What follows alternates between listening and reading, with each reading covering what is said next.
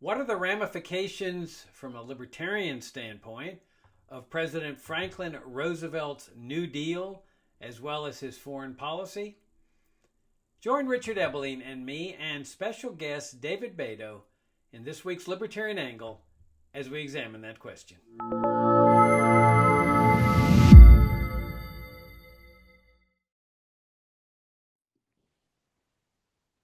Hi, I'm Jacob Hornberger, president of the Future of Freedom Foundation, and welcome to this week's Libertarian Angle, the show that you all know brings you the principled case for the libertarian philosophy. I'm joined by my co-host, Richard Ebeling, professor of economics at the Citadel, and we are joined by our special guest, audio only, David Beito. Great to have you, David. Join us here at Libertarian Angle. Yeah, I always enjoy appearing on this show, and um, we go over things carefully, and you ask all the right questions. And I'm this is my first interview on this book. Well, that's the special occasion, and the special reason we're having you on. You got a new book coming out next month that both Richard and I are very excited about. It's a history of Franklin Roosevelt and his New Deal and his life, and that's always a favorite subject for me in any event. Well, first of all, let me introduce you. You're American historian, professor emeritus of history at the University of Alabama. You've been published widely, Wall Street Journal, Los Angeles Times, Washington Examiner, many, many others.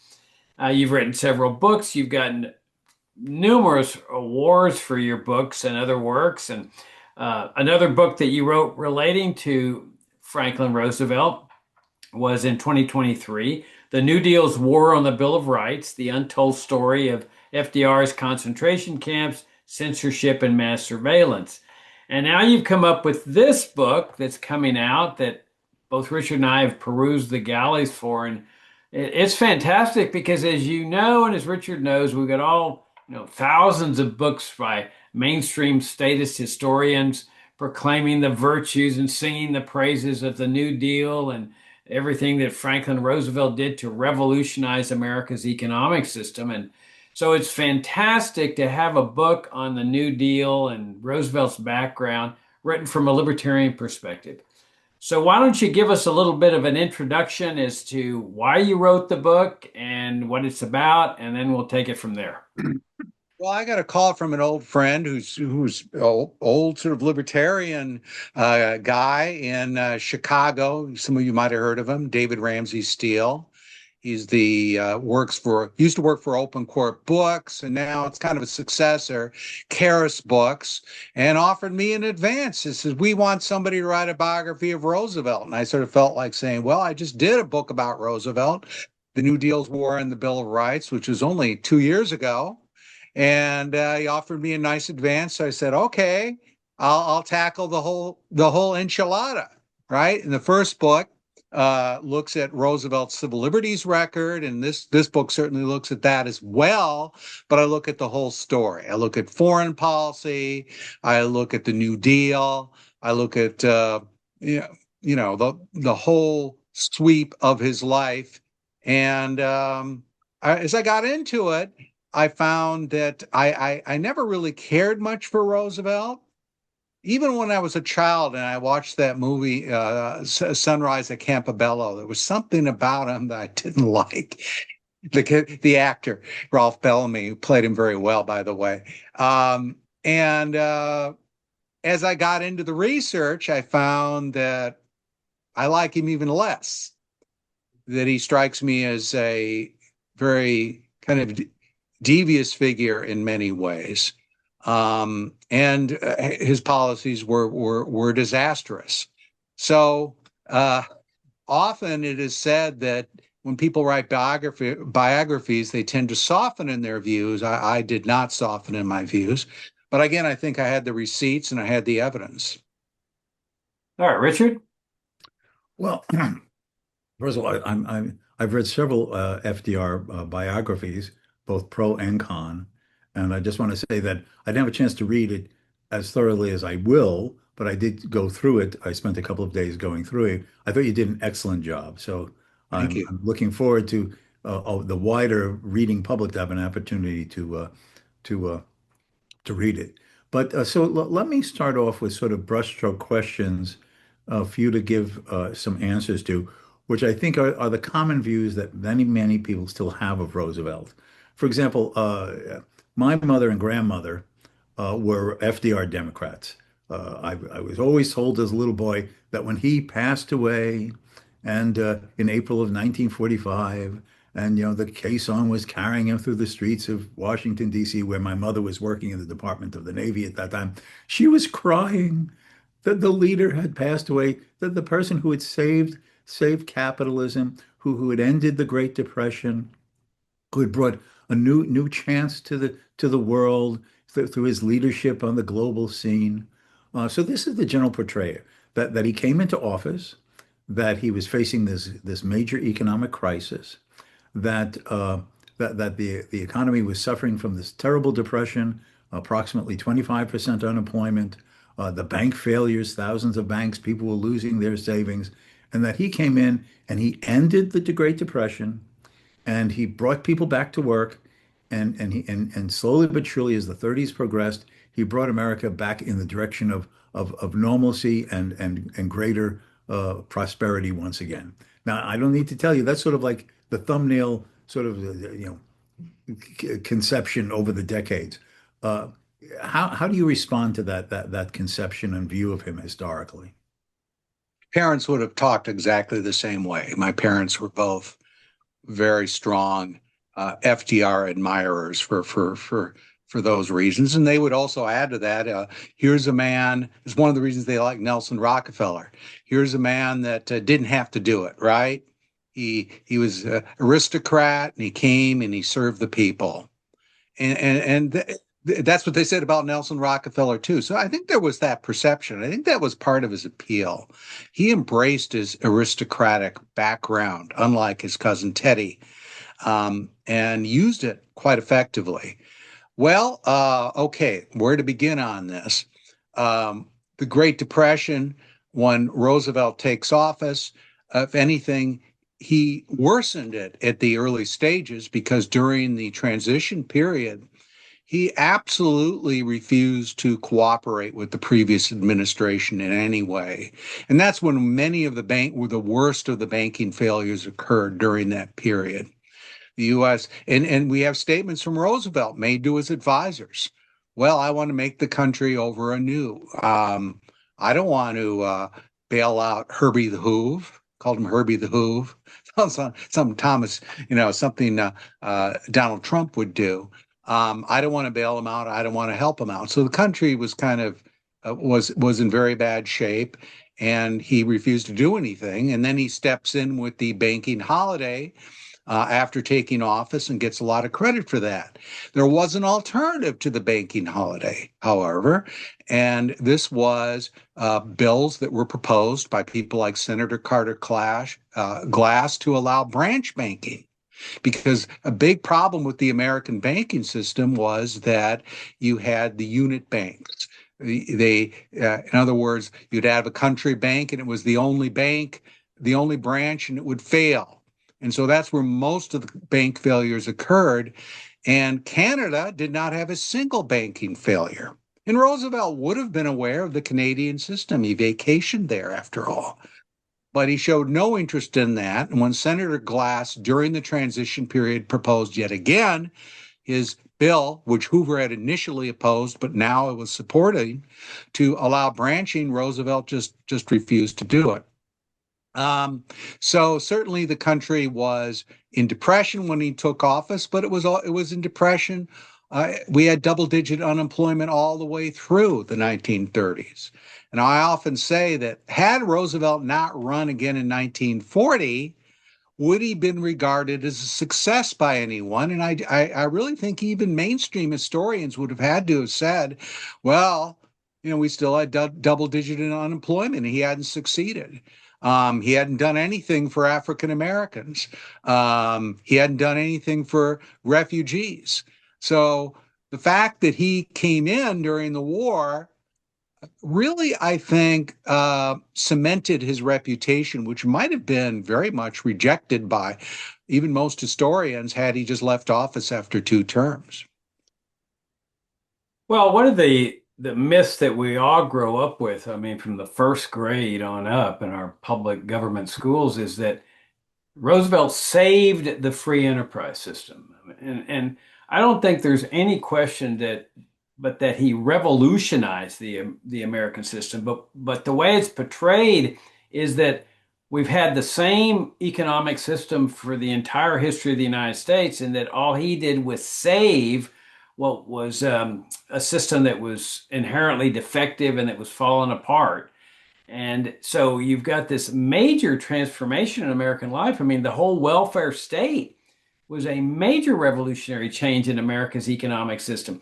Social Security, I mean, that became a permanent part of American life. So you've got that socialist program that is still with us to this day. In fact, I think the entire nation practically is dependent on this socialist program. But then there was always the fascist part of this thing too. And that was the National Industrial Recovery Act that you go into in your book. And one of my favorite books in this whole area is a book by uh, a guy named Wolfgang Schivelbusch called Three New Deals, where he compares Roosevelt's program with the programs of Benito Mussolini and Adolf Hitler in the 1930s and shows how similar they were. Yeah, I So highly recommend that book. And I quote from it quite a bit. Now, Roosevelt himself would often sort of try to say, I saved capitalism. He would portray himself that way, and he would say, why are these business people opposing me because I saved them. I had all these subsidies. They weren't against the subsidies. Made that argument. But the trouble with that argument, there's several problems with it. One is, what would the alternative have been? Was there a demand for socialism? Was there a demand for overthrow of capitalism at the time of the 1932 election? And I don't see the evidence of it. You often elected governors that were, spending economizers were often quite popular. Roosevelt himself in 1932 more or less ran as an economizer. In fact, some of his speeches sound like they would be more radical than anything Ronald Reagan said. He promised for a 25% cut in government spending. The Socialist Party, the Communist Party, all did very poorly in the 1932 election. There was no real evidence of a fascist takeover occurring. So the US system was very durable, even though the Depression arguably was worse in the US than it was in a lot of countries. People had bought into the system. And there was a lot of discontent, but a lot of the discontent was saying government is too big. I call it a period of flux. So to save capitalism, you would have to save it from something that was going to destroy it. I don't know what that would have been. But that was Roosevelt's argument. He would say, "I'm the best friends of the capitalists." But I think it was opportunistic, or maybe he believed it, but I don't see the evidence for it. Richard? Well, And the other about the thing that fascism thing, I'm sorry, a very good point there about the fascism. Roosevelt, is well documented by that book, and then I quote from it, certainly, was an admirer of Mussolini. He called him that admirable Italian gentleman, and Mussolini reciprocated. He said, "You're doing the kinds of things I'm doing." So they sort of admired each other. Hitler also wrote things. Roosevelt is using the methods of National Socialism. Although he has a democratic part of it, he's borrowing our methods in many ways, and was very proud of it. Now, Roosevelt, I don't ever see praising Hitler, but he certainly praised Mussolini, and only really broke with Mussolini after Mussolini invaded Ethiopia. And even then, after that, he was still, kind of soft on him.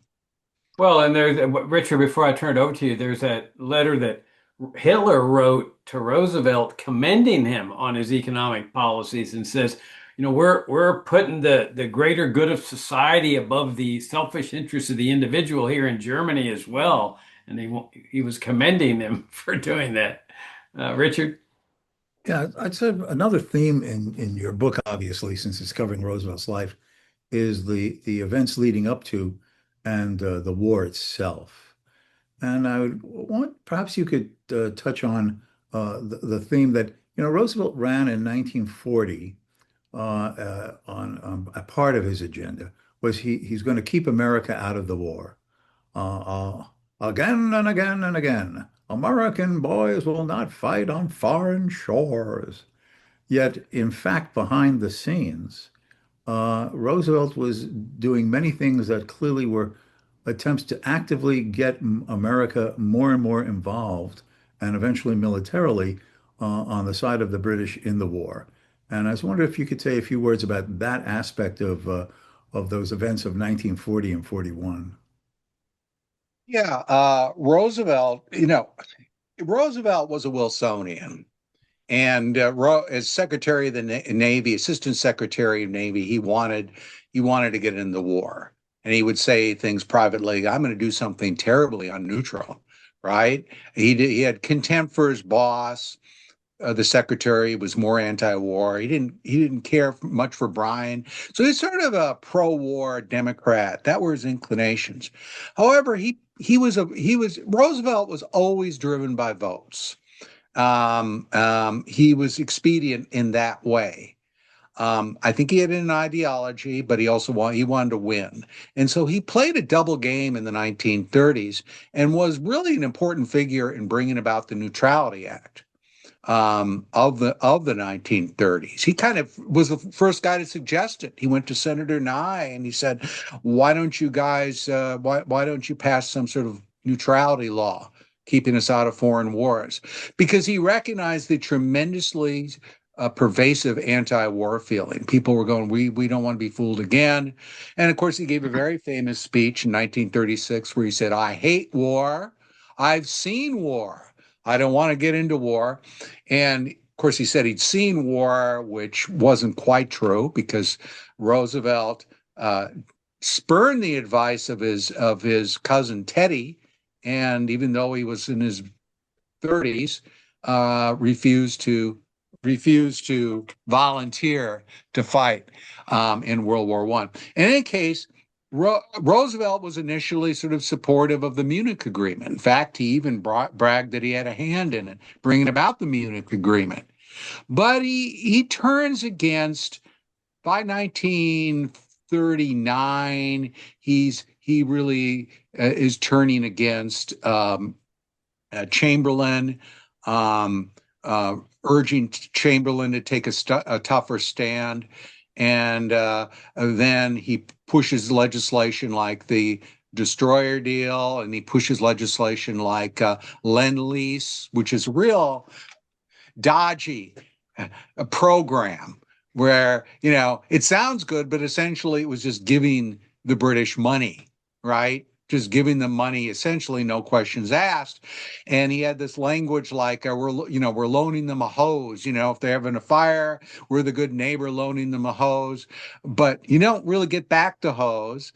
And critics of Lend-Lease, like Senator Burton Wheeler, said, well, it's like lending chewing gum. If you're lending weapons, you don't want the gum back, right? But it was a very clever, and he was able to sort of use that method. So Roosevelt in 1940 is very much aligning himself with the British secretly, and pushing this kind of measure. But then he's in trouble in the polls in the 1940 election. So what he does right before the election, a week before the election, is give that famous speech you quoted, where he said, "I've said it once and I'll say it again and again and again. We are not going to send your boys into any foreign war, full stop," right? When his opponent, Wendell Willkie, heard the speech on the radio, his first words were, "That hypocritical son of a bitch." Because Roosevelt had been playing the kind of game of helping the British and been somewhat saber rattling. And then he ends his campaign because he sees Wilkie. Uh-oh. We lost you, David. Uh-oh. Well, we'll see if we can get him back. So Richard, well, he's trying to get back on. We may lose him for the rest of the show. Who knows? But you know, I want to bring up the one of the things that you caused me to do many, many years ago. I was working at the Foundation for Economic Education, program director, and you came into New York, and we hit a bunch of used bookstores in New York City, especially I think the Strand. And you got me interested in buying anti-Roosevelt books, anti-New Deal books.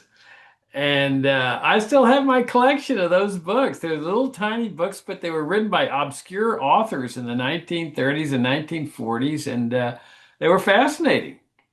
Yeah, the impression often created by mainstream historians is that basically Roosevelt had the support and the confidence of the vast majority of the population.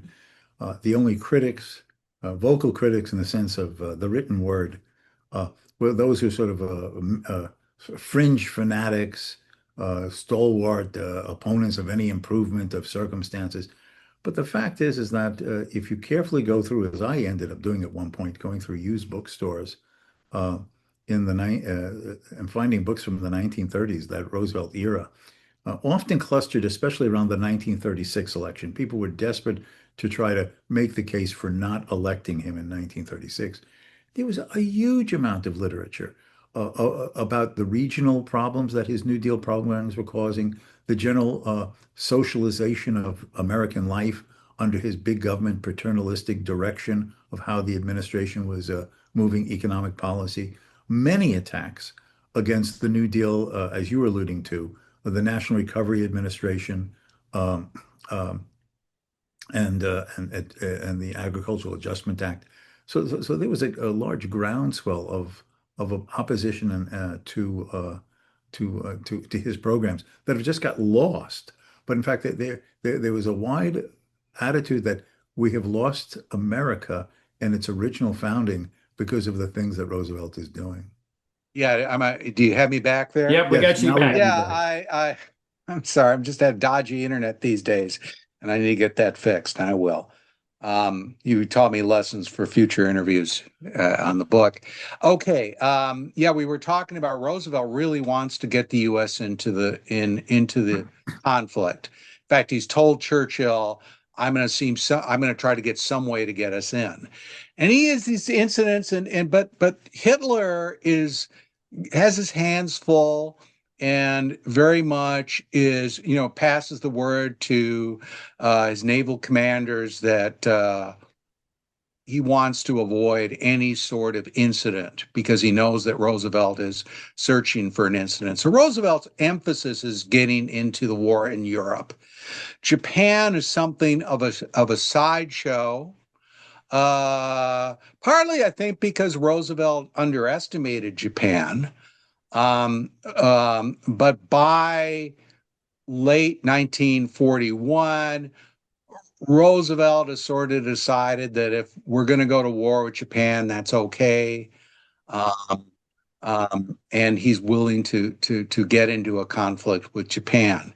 And there were opportunities to negotiate that he pretty much draws a very rigid line. For example, at one point, the Japanese proposed a summit in the Pacific between Roosevelt and the Japanese leader.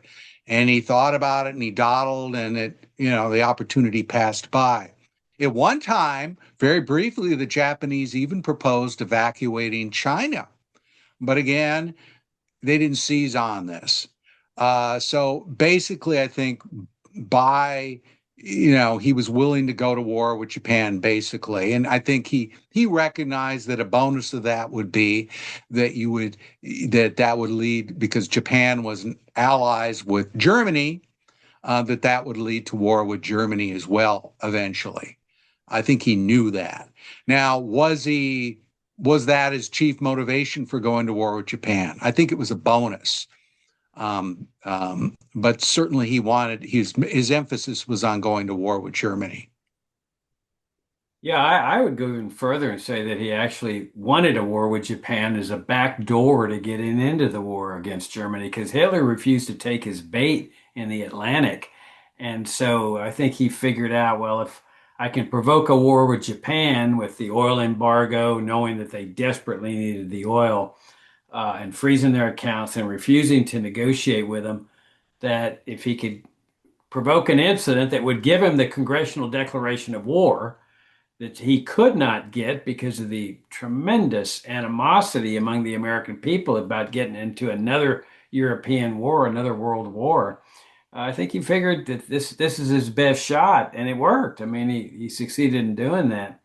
Hard Um, to read his motivations, but I think that was a factor in pushing him forward. But certainly he has drawn I mean, there were opportunities to avoid a war with Japan. There very much were. And he passes those by. In our waning moments, would you talk a little bit about the nationalization of gold and the conversion to a paper money system, which I think was one of the big revolutionary aspects of the New Deal, the very, very destructive aspect. And I assume you delved into that in your book. Yes, I did. Well, this is an interesting story because in 1932, Roosevelt gave a very famous speech. Well, it wasn't that famous, but it was an important speech. It was called the Covenant Speech, where he accused Hoover of presiding over a system of rubber dollars and basically said, I want sound money, right? Um, but and then very early on, a lot of Roosevelt's advisors who were more conservative than him gave assurances that there's no chance of us going off the gold standard. That's never going to happen. But then very early on, Roosevelt told his more conservative Secretary of State Cordell Hull, he said, Congratulate me, Cordell. We're going off the gold standard." And he pulled out a piece of paper that showed a bank in Tennessee, a Federal Reserve note. And he said, "That's a bank from your own state. What makes it good?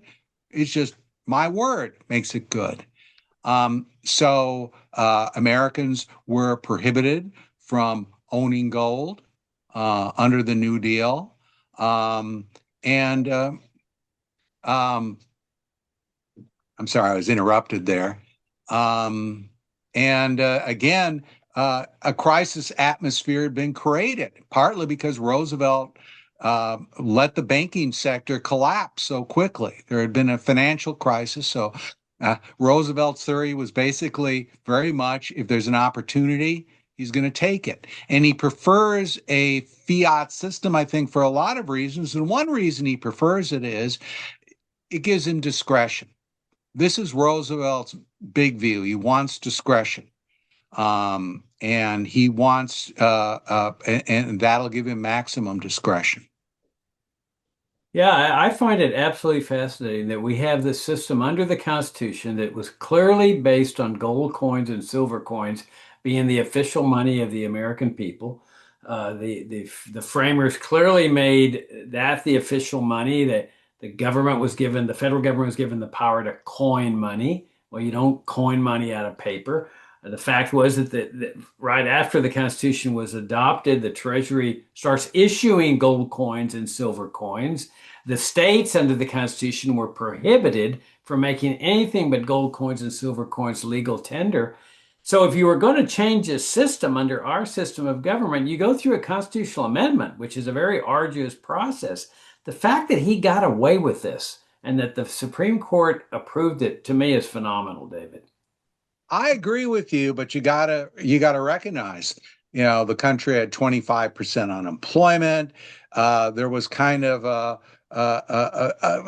rally around the president attitude that prevailed during a very crucial window of opportunity, which was in 1933, really the first half of 1933. By 34, 35, there's much more willingness to push back. But Roosevelt has incredible power during this early period because the public is sort of desperate. And he said, well, finally, we have a strong leader. He saved the banks. Of course, that's ironic because the banking holiday, was not even necessary had Roosevelt, taken the advice of Senator Glass and allowed banks to branch before that. David, before we go, because time is obviously a scarce resource.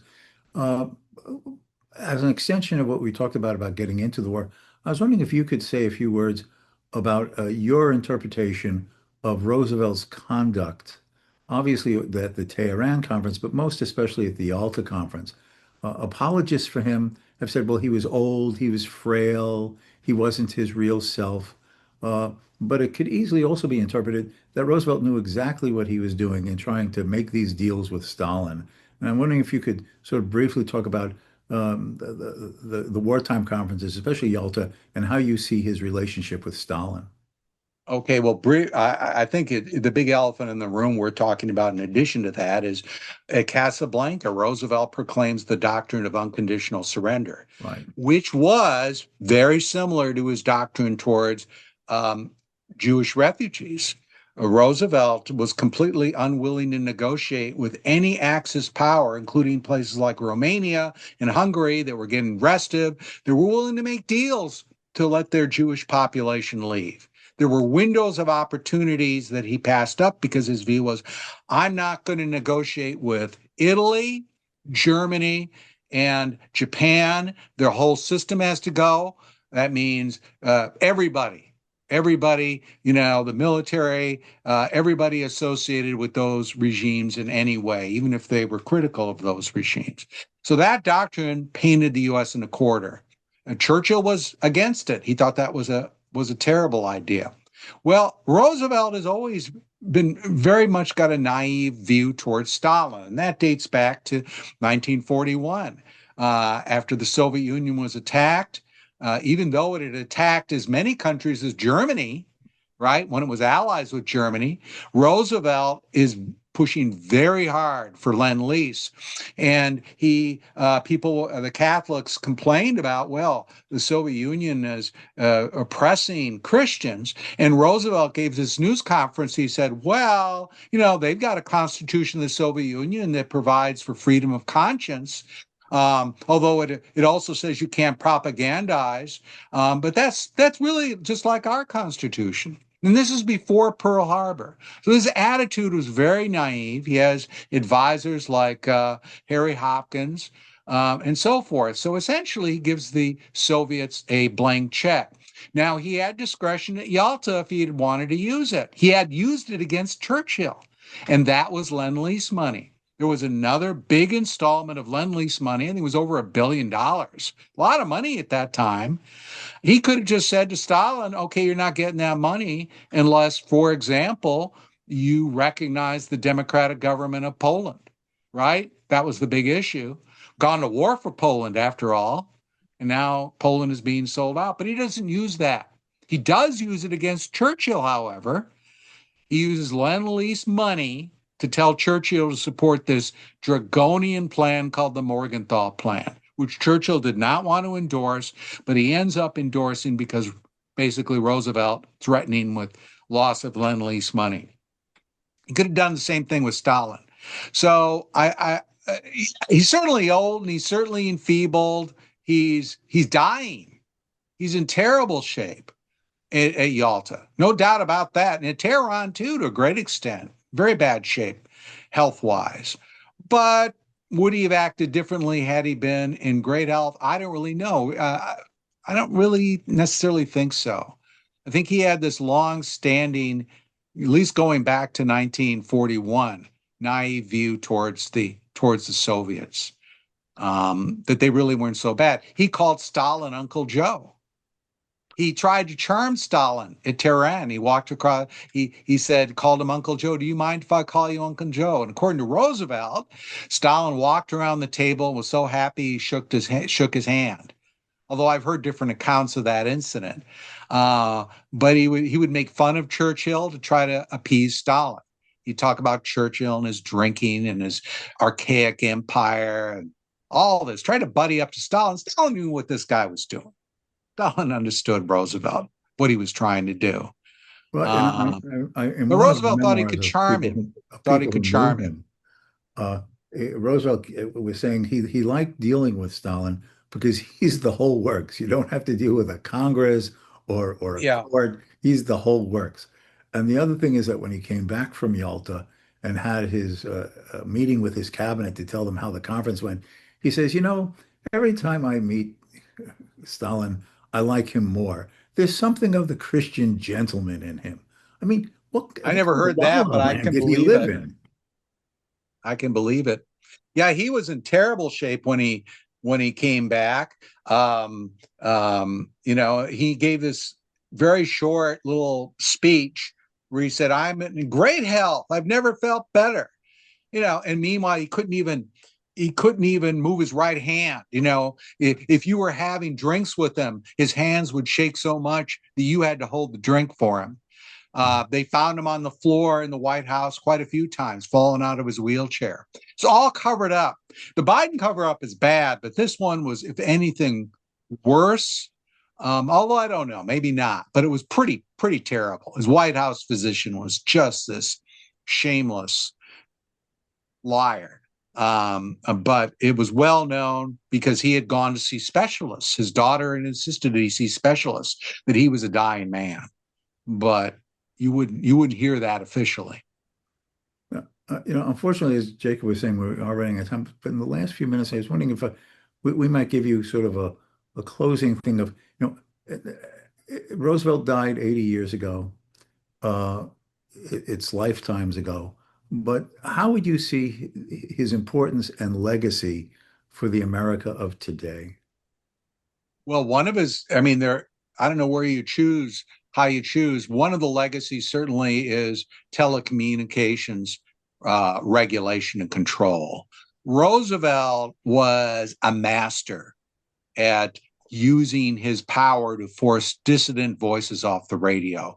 But he was not like Trump. Trump used the blunt edge of a sword after attacking Jimmy Kimmel. Roosevelt would do it behind the scenes, and meanwhile, he would deny it. He'd say, "I'm for free speech." Remember, this is the guy that gave us the four freedoms. And he would deny it, but he would use advertisers, he'd use regulators, he would use all the methods at his disposal. And by 1938, he has forced every dissident voice off the air. And Trump is like a bull in a china shop and tries to do the same thing, but he fails because he is like a bull in a china shop. But I think the motivations are very similar in a lot of ways, although Roosevelt is much more effective in carrying them out. Well, we have Social Security. Again, there's a mythology that was necessary. There were alternatives, such as private pension plans are growing tremendously during the early 1930s. There were earlier experiments that were essentially banned by legislation to have plans like tontine insurance for old age insurance. So there were alternatives out there, but Roosevelt was determined to bring in a universal program. There were proposals that were strongly supported by some to allow competition to Social Security, where if you had an existing pension plan, you could just use that, put your money there instead of Social Security. And Roosevelt, even though 55 senators voted for that, it's called the Clark Amendment, Roosevelt went all out to eliminate that because his view was this should be a universal system. And he got his way. All right. On that note, we'll wrap things up. The title of the book is FDR, A New Political Life by David T. Beito. It'll be available. What's the release date, David? You can order it now off of Amazon. It should be being sent out by next month sometime. Okay, so sometime in October, it'll be ready to be shipped out. That's the plan, but you can order it now. I hope people enjoy it. I think I enjoyed writing it. I was reluctant to do this because I said I don't know that much about these aspects of his administration, but it was quite enjoyable to do the additional research. I have no doubts that especially people in the libertarian movement are going to greatly enjoy this book because it's so rare that you have a libertarian perspective on this particular president, Franklin Roosevelt, and his New Deal and his foreign policy. And just perusing the book, I can tell that I'm very much looking forward to reading it. Thank you.